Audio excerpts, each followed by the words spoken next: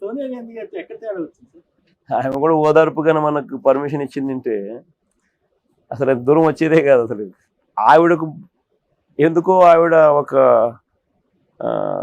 ఆవిడకు చెప్పే నెగిటివిటీ చెప్పే వాళ్ళు బహుశా ఎక్కువైనారో, లేకపోతే ఆమె అట్లా మైండ్ సెట్ అట్లా మారిందో. మొత్తానికి ఏమో ఓదార్పు యాత్రకు ఉన్న సెంటిమెంట్ను, ఎమోషనల్ కనెక్ట్, నాకున్న ఎమోషనల్ కనెక్ట్ని అర్థం చేసుకోలేకపోయింది.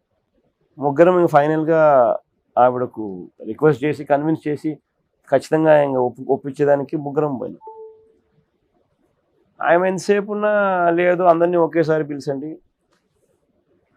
అందరికీ సాయం, పెద్ద నాయకులు అయిపోతున్నారు అని ఒక ప్రత్యేక ఫీలింగ్ ఏమన్నా అంటే ఆవిడ ఎవరికన్నా ఆవిడకి ఏమన్నా ఎక్కించుంటారు ఎవరన్నా? ఏమో మరి ఆవిడ ఏమనుకుందో ఏమో. కానీ నిజంగా చెప్పాలని అంటే అసలు ఆవిడ కానీ ఆ రోజు ఒప్పుకొని ఉంటే ఈ సమస్య దూరం వచ్చేదే కాదు. మేము అడిగింది ఏంది, అమ్మ నేను పాప ముగ్గురం పోయి ఇప్పుడు అడిగింది ఏంది, ఓదార్పు పర్మిషన్ ఇవ్వండి. అసలు ఓదార్పు పర్మిషన్ తీసుకోవాలంటే ఒక ఆశ్చర్యం. నాయన బేసిక్లీ నాన్న మరణం తట్టుకోలేక చనిపోయిన కుటుంబాలు, వాళ్ళని పరామర్శించడానికి ఇంకొకరు పర్మిషన్ కావాలనేది నాకు అన్నిటికన్నా బిగ్గెస్ట్ ఆశ్చర్యం. ఇంకా నాకైతే అసలు కాంగ్రెస్ పార్టీ కల్చరే తెలియదు. ఎందుకంటే అప్పటికి నేను ఎంపీ అయ్యి 100 రోజులే, అందులోపలనే నాయన చనిపోయిన. అసలు నాకు అంత కల్చర్ కూడా తెలియదు. అసలు మామూలుగా ఎవరైనా చనిపోతే పోతాం మామూలుగా, దానికి పర్మిషన్ తీసుకొని పోవాలన్న సంగతి నాకు అసలు తెలియదు.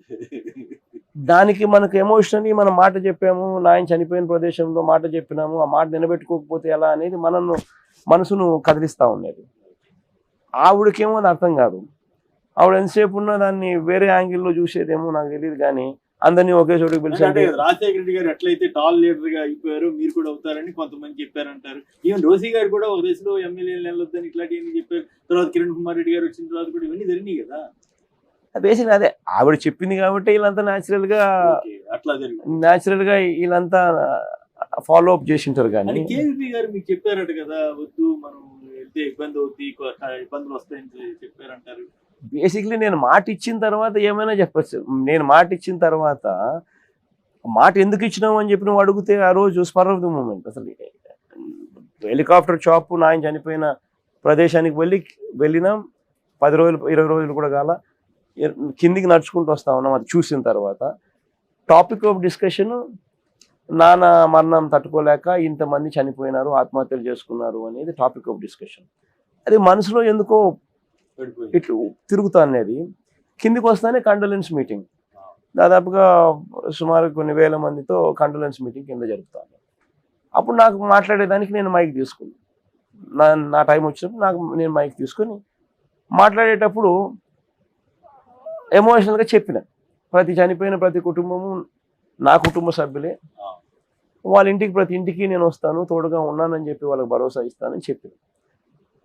ఎమోషనల్గా చెప్పిన. ఎందుకు చెప్పినామంటే నాకే తెలియదు నువ్వు చెప్పినావు. It was just emotion. చెప్పినాం కాబట్టి, నాయన చనిపోయిన ప్రదేశంలో చెప్పినాం కాబట్టి ఆ మాట నిలబెట్టుకోవాలని నా ఆరాటం.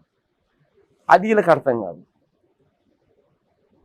అది ఎంత చిలికి చిలికి చిలికి చిలికి చిలికి గాలివానై అది లాస్ట్కి ఏ స్టేజ్కి వచ్చిందని అంటే, నువ్వు పోతే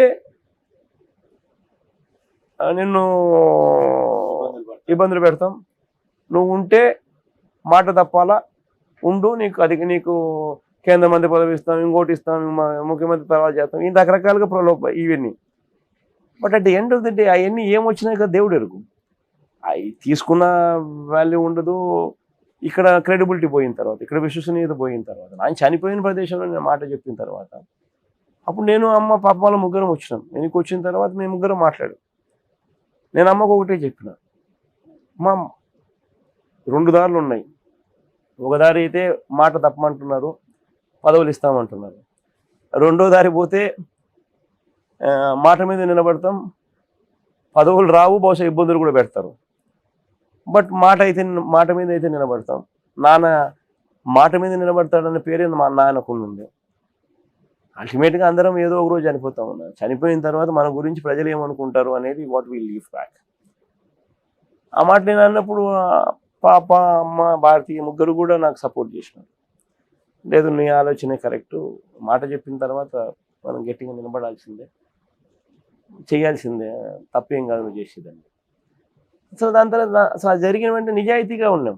బేసిక్లీ ఆ రోజు రాజకీయాల్లో అందరూ పొలిటికల్ ఒబ్లివియన్ అన్నారు. సోనియా గాంధీ గారికి రాజీనామా లేఖ రాసేసి బయటకు వచ్చేసినాం పార్టీ నుంచి. ఎందుకు ఆ స్టేజ్కి వచ్చిన తర్వాత ఆ రోజు బయటకు వచ్చేటప్పుడు నేను అమ్మ ఇద్దరమే బయటకు వచ్చినాం. ఆ రోజు నాకు బాగా గుర్తుంది, శ్రీకాంత్ మన రాయచోటి ఎమ్మెల్యే ఉన్నాడు కదా, అమర్నాథ్ రెడ్డి అని రాజంపేట ఎమ్మెల్యే కూడా, అప్పుడు ఇద్దరు ఎమ్మెల్యేలు నా దగ్గరికి వచ్చినా మేము వస్తాం మీతో పాటు అన్నారు.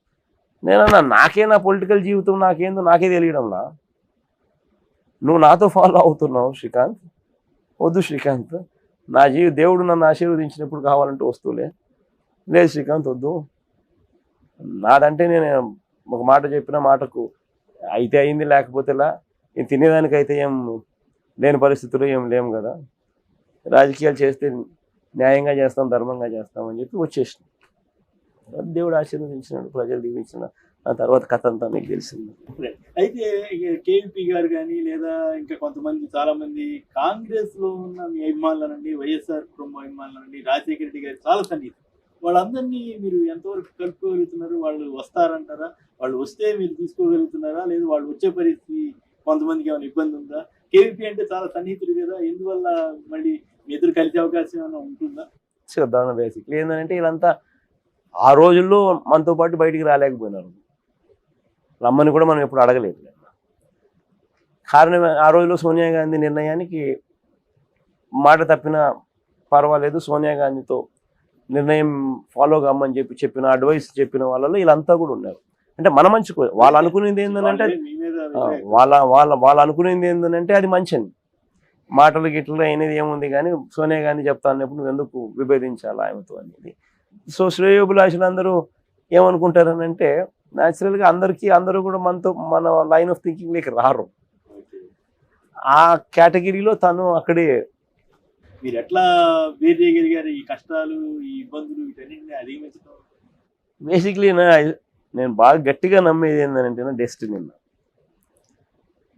ఇది ఇక్కడ రాసి ఉంటే దాన్ని ఎవడు ఆపలేడు, ఇక్కడ రాయకపోతే దాన్ని ఎవడు ఇయ్యలేడు.